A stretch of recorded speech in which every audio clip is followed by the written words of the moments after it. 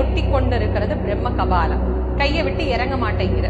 அப்படி பிக்ஷை எடுக்கக்கூடிய அந்த நிலையில என்ன பிக்ஷா பாத்திரத்துல போட்டாலும் அதை பிரம்ம கபாலம் தான் சாப்பிடும். சுவாமிக்கு அது வராது.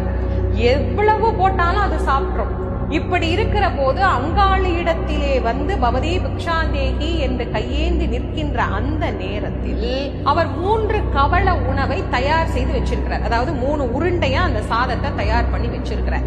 அந்த உணவுல முதல் உருண்டையை வச்சார், கபாலம் சாப்பிடுச்சு. 2வது உருண்டையை வச்சார், கபாலம் சாப்பிடுச்சு. 3வது உருண்டையை வைப்பது போல வைத்து தவற விடுகின்றார். அது அப்படியே சூறையாக கீழே தெரித்து விழுகிறது.